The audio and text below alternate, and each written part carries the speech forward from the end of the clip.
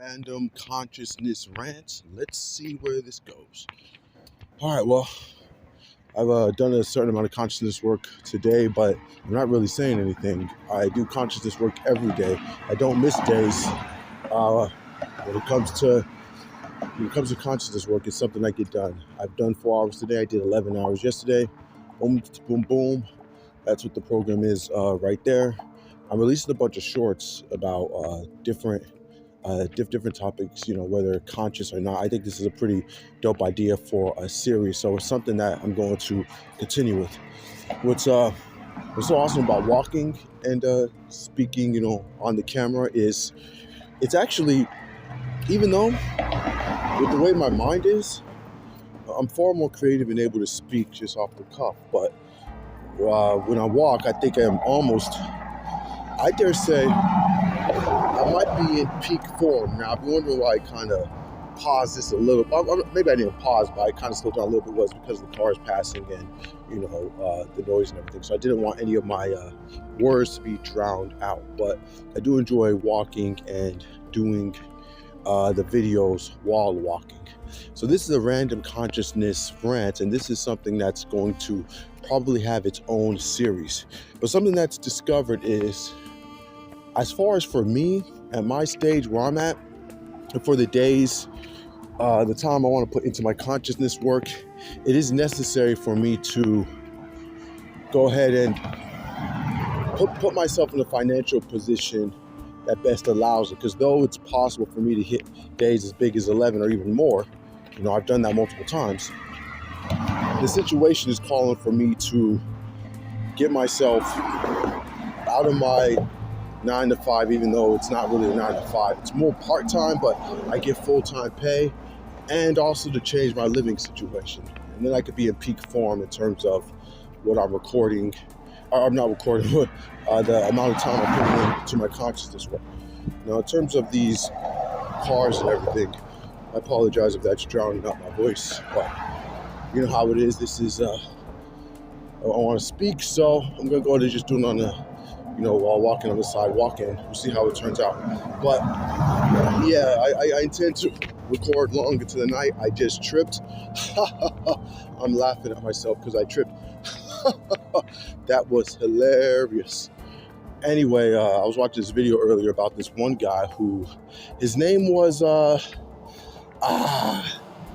don't have the name with me, but he was a YouTuber who had his face covered and he played Minecraft. He had a shitload of followers, and then he revealed his face and it hurt him. And the person who made this video said it was like the worst decision he could have made in terms of showing his face, because there was a lot of appeal to that, because there was a mystique about who this guy was. And in terms of me and my face, first thing, I don't think there's going to be nearly the same degree of mystique, because more of my face is showing than his, for one. And what will make me interesting to people is going to be far more the content, because it's not simply just a Minecraft game.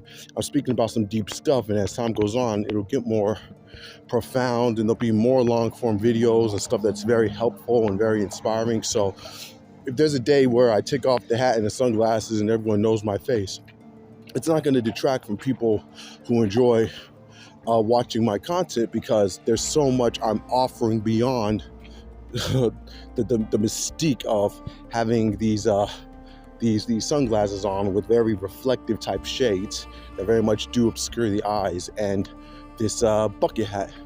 And I dig bucket hats and sunglasses. If I went back a few years ago, the consciousness work has affected me in such a way that I wouldn't even have this is just not a stylistic thing I would have done. It would have felt off. Like I would have been thinking, man, I better look weird or crazy or funny to these people. Like wearing the shades this time of night, it was not something I would have done. I would have been so worried about what everyone thought. Now, don't get me wrong, nothing's really zeroed out with me, so I'm not someone who's just completely and utterly immune to what other people think at all. There's like at a certain point of night in certain stretches, I'll be like, okay, it's kind of ridiculous for me to have sunglasses on. But the difference between now and before is I could think it's ridiculous to have sunglasses on at a certain time of day and put them on anyway and just decide I don't give a fuck. I couldn't do that in the past.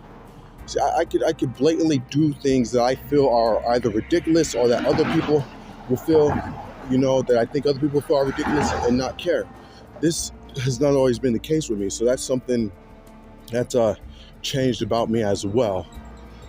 Anyway, yeah, I'm walking back from the park. I was recording some footage out there, but I left a little later than I would have liked, so I got a few shorts in. I did a side note about the new topic that's in some of these shorts. I'm going to run up to Walgreens real quick to get a couple of these sugar-free monsters. I don't need them, but they sure do taste good, and they're effective. They work well with the Armodafinil, the quarter pills I use, and yeah, but the work is so effective. I know there's a day coming pretty soon, probably already here technically, but it's coming where I completely won't need Armodafinil or even necessarily energy drinks at all. And that there is a point you can get to where you lose the need for sleep. It's I felt in my body where it seems like where the need to sleep originates, and I feel with a certain amount of unblocking of certain chakras that the need to sleep will go. But it's easier said than done. You have to understand, to really benefit, you gotta put real time in. It's extensive. So this is not something that's done overnight. You keep putting the work in. And understand, I'm over 3 years in at this point. So when you're over 3 years in, I mean, if I'm being real, I'm 7 years in. I've been meditating more than 7 years. I've been meditating for over 7 years, but we're talking about over the last 3 years, and it's been over 3 years now. I did consciousness work every day, meditation, breath work, mantras, did this kind of stuff, and I have not missed a single day in over 3 years. That's significant. That adds up. So yeah, I've definitely been affected. But yeah, that's a rant on that topic. And there's so much to speak about in terms of consciousness.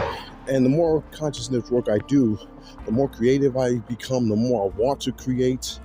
But the goal is, what I want to do in the near future is I need to get my ass on my 14th retreat, my 14th solo retreat, because so far in my life, I've done 13 of them. And I do want to set up I'm going to change my living situation and my work situation.